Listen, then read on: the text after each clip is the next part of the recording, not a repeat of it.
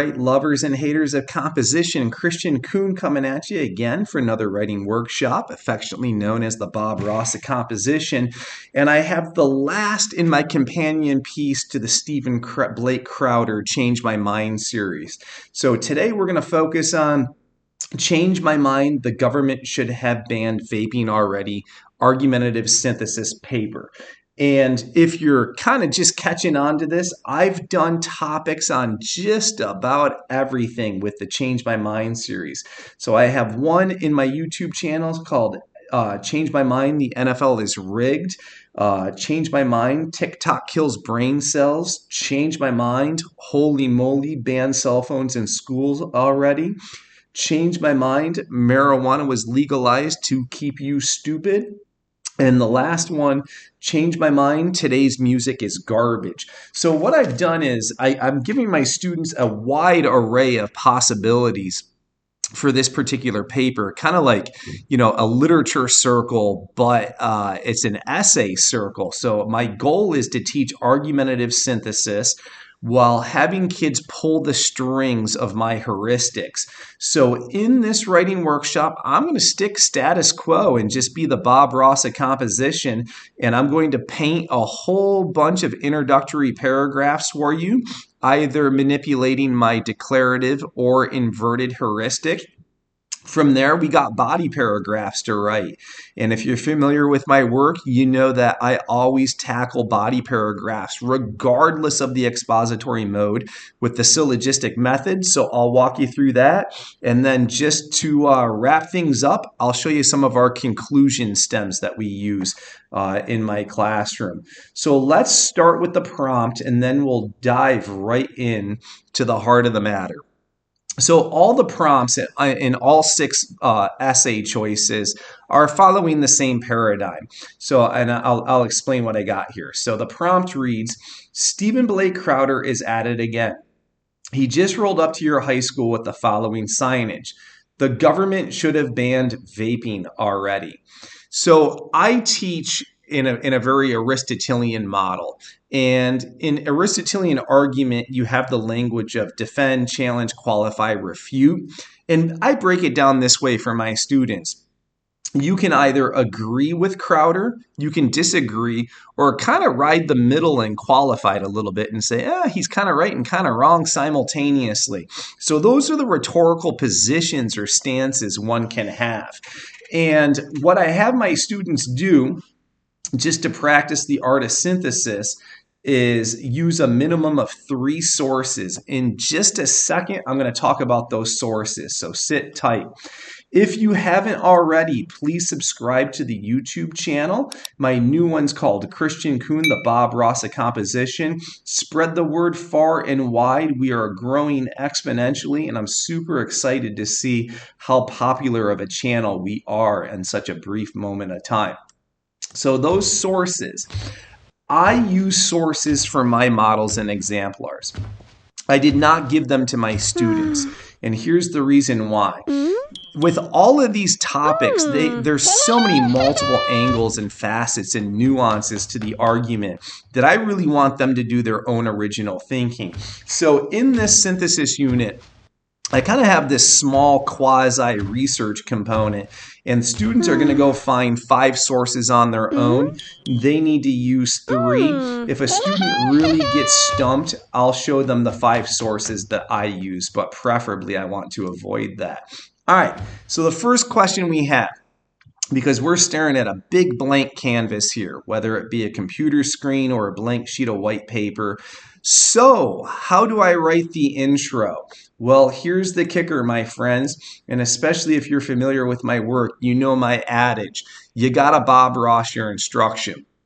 For any of this to make sense, I just can't talk into the ether and bloviate endlessly about introductions.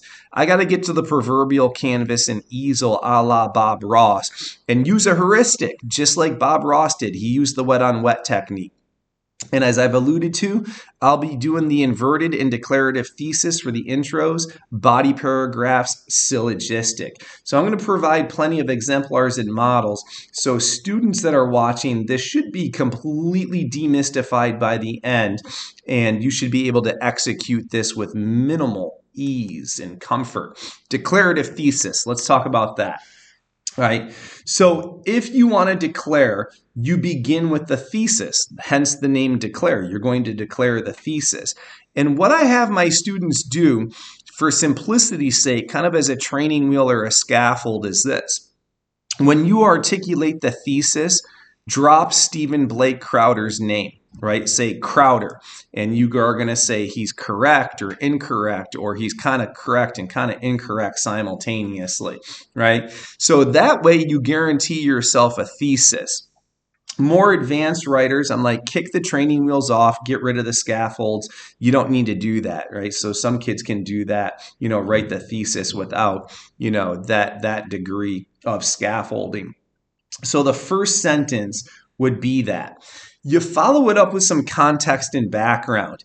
And my students are going to write a 4-paragraph essay, and it's going to be comprised of the intro, 2 bodies, and a conclusion. So by context and background, let me say what I don't want in there. No mention of the sources, no mention of any articles that they read, no quotes, no paraphrases, none of that. So the student's argument must be central. So by context and background, the easiest thing to do is to sprinkle 2 seeds for the line of reasoning. What are you going to talk about? What are you going to mention in the first body paragraph? And what are you going to discuss in the second paragraph? So I call that dropping the seeds of the line of reason. And I will model that extensively for you in just a second. It's very easy. I also want to see a fair amount of tier 2 level vocabulary. It is an academic paper, so just your average run-of-the-mill SAT level caliber words are nice to see. I also want to see some sentence constructs. My students are well versed in Strunk and White's rule number 18, which comes from their seminal text, Write It Right, in which they espouse that there's 12 different sentence types. So my students know those types. They know all the parts of speech and the jargon of language construction. But I also explicitly teach the 20 sentence patterns. So I want to see some nice voice rhythm flow in here, ultimately getting young, emerging, struggling writers to break away from stacking independent clause upon independent clause upon independent clause, that ... rhythm that younger writers tend to have in their cadence. So looking to break free from that, and I'll model how to do it. And then intros are always 4 sentences long, no more, no less, exactly 4 sentences.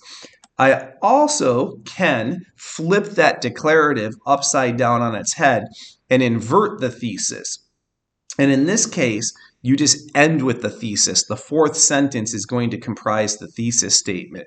So in that last sentence, I want to see the name Stephen Blake Crowder and some kind of language suggesting whether you agree, disagree, or are going to qualify with him. And that will constitute the thesis. Again, drop the seeds of the line of reason through the context and background. Sprinkle in some tier 2 level vocabulary. Hit me with some supple flowing sentence constructs. Exactly 4 sentences. All right, that's just talk into the ether. So let's unpack it and take a look at a few of these. So here's exemplar number 1. I'll read it and then I'll unpack it for you. Given its willful neglect to protect American citizens, every member of the FDA should be arrested for crimes against humanity. Ever since the advent of vaping some 20 years ago, our government has been well aware of the adverse side effects. In spite of this, they have sat idle while millions of people have unwittingly poisoned their bodies. Crowder is 100% correct on this one. Ban this garbage already. So let's begin with I spy the thesis statement. And I spy Crowder's last name in the last sentence. So let's read this and see if we agree, disagree, or qualify. Crowder is 100% correct on this one. right? So again, I'm doing some scaffold, some training wheel stuff, but that sounds like a pretty clear thesis statement. Ban this garbage already. Let's go see what's happening with the context and background. I would anticipate a body paragraph in which the FDA is explored, right? 20 years ago, when this was introduced to the market, they had done a whole bunch of research and they knew before releasing it to the public that it was bad, and they released it anyways. So I want to explore that. And I went and I researched and I got articles from the databases to help me support, defend that with plenty of textual support and textual analysis. So you'll see that in my body paragraphs. My other body paragraph is going to be about how it's a poison in the body, right? I want to talk about the side effects specifically of vaping. And I talk about, basically 17 nefarious chemicals that are in vaping. The FDA knew about it. They released it anyways. So that's what I got going on in this first one. You can see my vocab is up. Just simple things like willful's nice, crimes against humanity, adverse. Again, you don't have to overdo it, unwittingly. So the vocab's very nice, but I'm in my wheelhouse and I sound natural. It doesn't sound like, I'm some student who thinks that if I use $1 million words that somehow I'm doing good writing, right? So students, if you're watching this, stay in your lane, stay in your wheelhouse. Don't be a walking, talking thesaurus. Keep it natural, basically your best academic self, but be conversational. All right, that might be confounding, so let's paint another one and take a look at exemplar number 2. This is what I got going on. So I'll read it again and then I'll unpack it for you. Not only are Crowder's comments outlandish, but they are categorically moronic. The fact of the matter is this: vaping is a safe alternative to tobacco consumption. Governmental organizations are in place to keep the citizenry safe and informed. And this is exactly what the FDA is doing. Over a span of 2 decades, countless studies have been conducted, and one thing is clear: vaping is not a lethal killer. All right, I spy with my little eye that Crowder's name's in the first sentence. Am I agreeing or disagreeing with him? Well, I called him a moron, so it sounds like I'm disagreeing with him. Lines of reasoning. What are we going to do? Well, I have to have a body paragraph that suggests that vaping is a safe alternative to tobacco. And then in this one, I'm also going to talk about the FDA, but it's a flip perspective from number 1. So I'm showing kids here that you really can go in either direction. The research is skewed to both favor and disagree with Crowder. So there's a lot of conflicting research out there on this. So those would be my seeds for the line of reasoning. My vocab is up. I got some pretty cool sentence constructs going. I even spy with my little eye a dash, right? So my students know how to use dashes and semicolons, colons. They're not making comma splices. There's even a colon in there at the end. So I'm just flexing for my students, showing them that you can do all these tricks and stuff at the syntactical level. I want my students to be syntactical ninjas. All right, you can do this, students. It's really not that hard. Let me show you one more. While Crowder's been known to make some rather moronic assertions in the past, he's right on the money in stating that the government needs to ban vaping.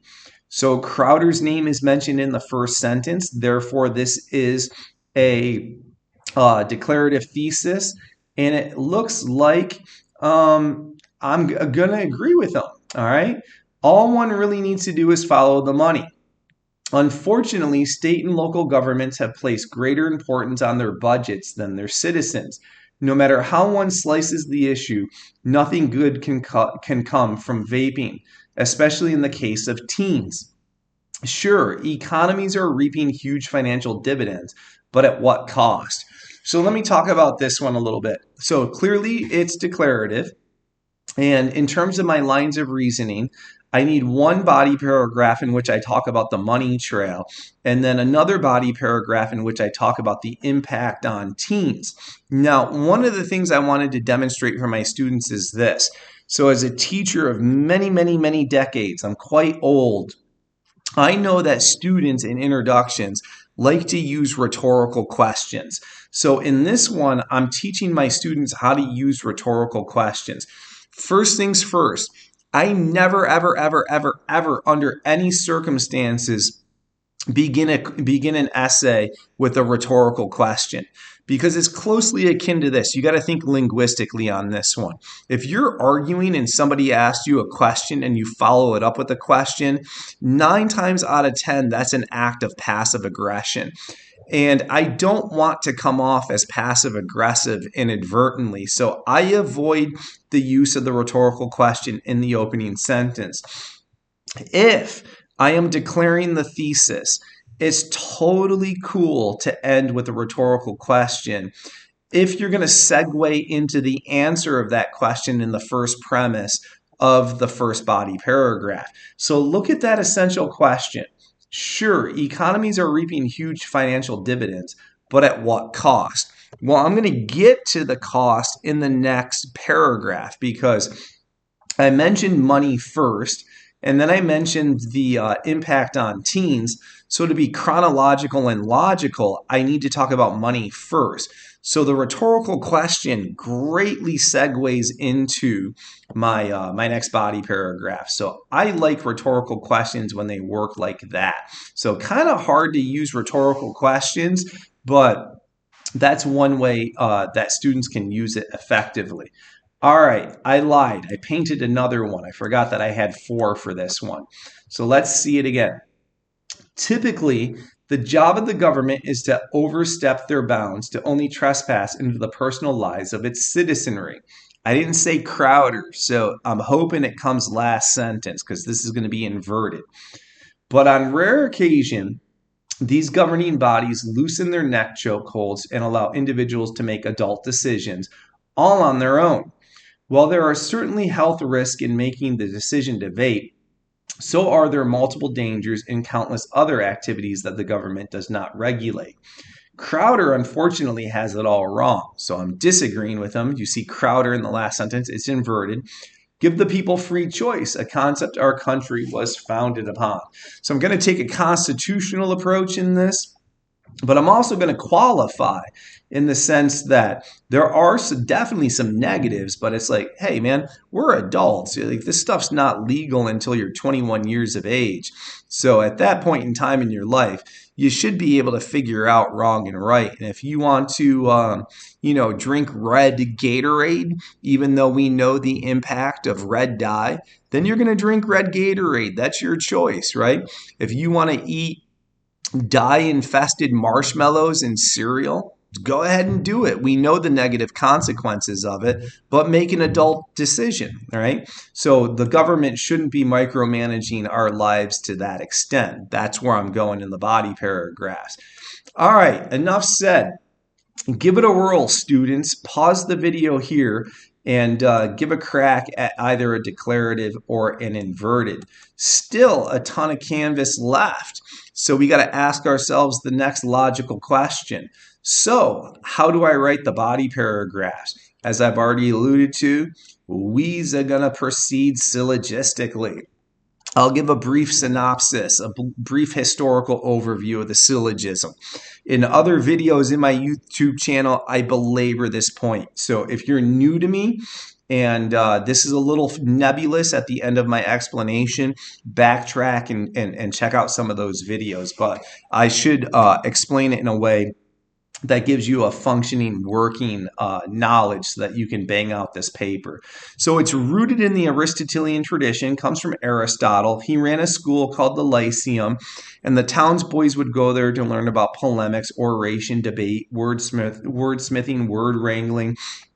And I don't know how familiar students and teachers are with some of the seminal Aristotelian texts, but there's one in particular called Plato's Republic, and they throw out the essential question, what is justice? And all these philosophical think tankers, scholars, step to the proverbial mic and they drop their definition. And Aristotle said, why are some kids exceptional at this? Some are men, some tank bomb. They're all over the place. We as composition teachers say the same thing. Some students are really good at sustaining and keeping their line of reasoning intact, and some kids get waylaid, they're discursive, they're all over the place. Aristotle had a eureka moment. He said, I got it. Students need to think mathematically. They need a chronology. They need to stay organized, and they kind of need to work computatively through their logic. And he invented the syllogistic method. And all it is like a math formula in which you go from premise, conclusion. Let me give you a concrete example. If I say in the first premise, arsenic is deadly, you all nod your head and say, yup, Kristian, you're 100% correct. But if I follow it up with premise number 2 and say, my dog ate arsenic, you naturally, deductively are going to infer that's not going to bode well for your dog, Kristian. Your dog's going to die. And that's a syllogism. So in the body paragraphs, we got to make sure that we're doing a 1, 2, 3 punch, right? So that every body paragraph needs 3 essential components. Well, let's break that down and take a look at it in terms of a heuristic for the purposes of performing synthesis. So the first premise is going to be an argument containing a why reason. And here's the reason why. Up top in the introductory paragraph, we just drop the seeds for the line of reasoning. We don't state why, right? There's not enough space up there, and it's not really linguistically what one does in an intro, right? You withhold that for the body paragraphs. So every single time, all right, every single time, the first premise is going to be 3 sentences long, and I will model that extensively for you. Beginning in the 4th sentence, you want to introduce your textual support, and this is going to be a teeter-totter balance of quoting and paraphrasing. We know we got to use 3 sources. I'll model how to do that. Conclusions, right? Body paragraphs need to be concluded. Syllogisms come full circle, so you're going to echo back to the prompt, link it back to the thesis, and tie the first premise back to the conclusion here. In terms of sentences and length, I want my students to take 10 to 12 sentences to do this. Little over, little less, no big deal. Keep the line of reasoning. All right, next logical question. So, how do I write a first premise? Well, I got some training wheels for you. And oftentimes struggling and emerging writers really struggle with the first premise. It's very nebulous what a why reason is. So if you're a struggling writer, an emerging young writer, use one of these training wheels. If you begin your first premise with there is a clear reason as to why, or if you got multiple reasons, there are a couple of reasons why, you by default, you trapped yourself. It's kind of like a checkmate. You will drop the why reason. So you easily can begin in that manner if you want. So let me show you how this all works. So here's a full one, full 3 sentences. There are several reasons why one should heed Crowder's advice. First, there are 14 known carcinogens in the chemical composition of most mainstream vape juice. Second, after 20 plus years of research, the government knows that nothing good can come from this recreational habit. Let's break this down. When my students get to the end of their first premise, I have them articulate the promise of the first premise. And that's really key. The promise of the first premise. To keep the line of reasoning intact, you got to keep the promise of the first premise. So I got to go get quotes and paraphrases for where I say first and where I say second. So I kind of used an enumerated approach here. So I need quotes and or paraphrases about those 14 known carcinogens. And then if you skip down to the second, I got to get into that research and talk about what the government knows and what they're not doing as a result. So all my quotes and paraphrases need to be linked to the promise of the first premise. So quick recap. First premise, 3 sentences, argue the why. Every single time when I am done writing my first premise, I get into the source packet and I go quote hunting, right? I know what I promised. I need specific quotes and or paraphrases. So let's put this all together. Let's see what we can do. Here's a totally different first premise without the training wheel. The argument boils down to one simple fact. The government knows that there are at least 13 known cancer-causing agents in vape juice. As such, given its scope of responsibility, they are obligated to remove these products from public consumption. But clearly, the reason they do not is simple. Follow the money trail. Break down the promise of the first premise, right? The research in this one says that there's 13 known cancer-causing agents. I gotta speak to those, right? And then I also need to speak about the money trail. So let's do this. Second premise, I go quote hunting. I need my support and analysis. And then I'm just gonna infuse it into the second premise. So look at my transition here as I get into the fourth sentence. So fourth sentence, I tell kids, get quoting, all right? Or if a quote doesn't work, at least get paraphrasing, right? Because you've said everything you need to say in those 3 sentences. There's no point in belaboring it. So look what I do. Take as a case in point the fact that the U.S. Environmental Protection Agency banned most asbestos products on July 12, 1989. Source B.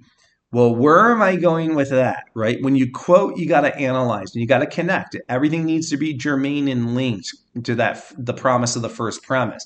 So let me add to this. And further, Bayer, the manufacturer of the weed abatement chemical known as Roundup, just settled an $11 billion lawsuit because its product is directly linked to cancer, source F. So I've quoted twice. Let's talk about how I quote, because that sounded silky smooth. I have a heuristic within the heuristic. I call it the 5-word rule. If a student places a minimum of 5 words in front of the quote and keeps the quote relatively small, it should sound conversational. Students, you might need to bracket, right? So if it doesn't sound conversational, like you can change pronouns, you can add, you can delete words, all you want. That's totally fair game, but keep it conversational. So I quote, I need to analyze it, keep the promise of the first premise. But here's the kicker. Vape juice contains asbestos and 7 key carcinogenic ingredients found in Roundup.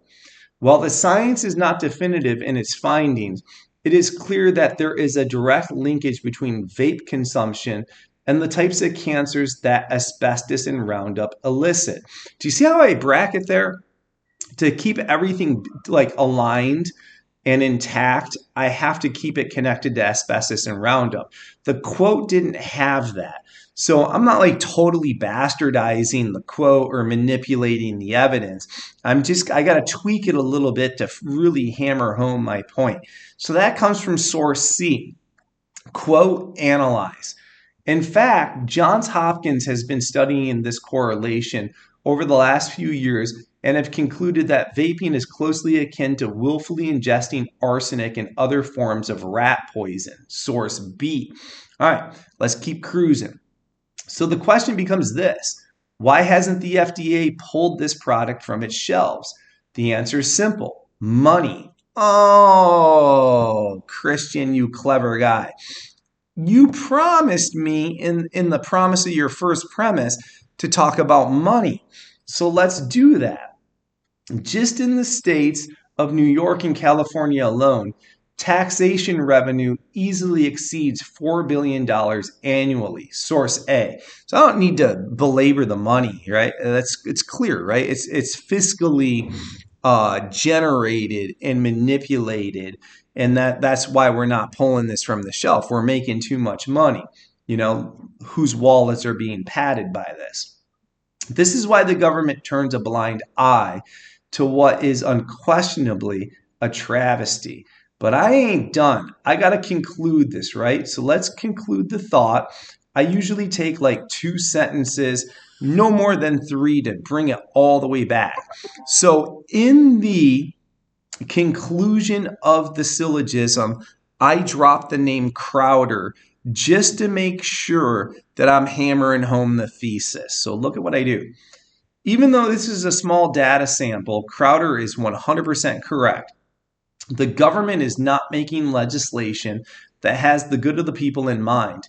Conversely, they are turning a blind eye as they witness their checking accounts inflate. That's a perfect syllogism right there. That comes full circle on itself. I think I had 13 sentences. And I'm rocking and rolling. That, my friends, is line of reasoning. It's complexity, right? It's good writing all day long. And students, guess what? You can do that. But you got to ask yourself the question, because you can't sit there in your glory and say, yes, I got a killer intro and I got a killer body paragraph. It's a 4-paragraph essay. So you got to ask yourself the question, what do I do next? And it's simple. Bust out another syllogism. Go back to your thesis and take a look at the second seed for the line of reasoning that you dropped and bust out another paragraph on it. 3 sentences, first premise, go quote hunting, keep it all aligned, right? The other thing you can do in here, which I often do, is add my rebuttals and concessions. So that's a nice little twist that you can add.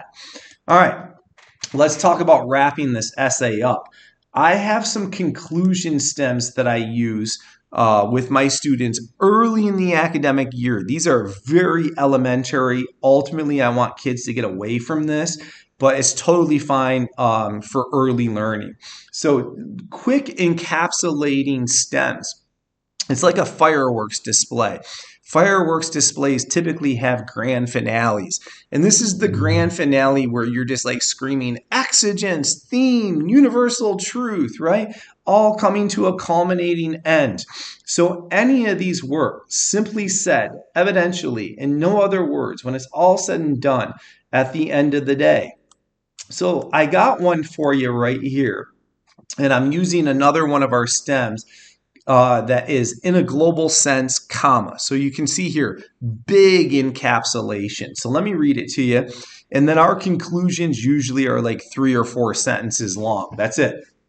In a global sense, the doomsday prognosticators are 100% wrong. The data is clear. Vaping's rather innocuous and has 0 correlation to the adverse side effects many purport. As such, the FDA is making policies that enable adults to make adult choices, something one would expect for a country such as ours. So that's the conclusion for one of the theses that I wrote. I think the last thesis that I wrote, that would be the conclusion for it. All right, that's a wrap. Happy teaching, happy writing. I hope that makes perfect sense, and I wish you well as you write this essay.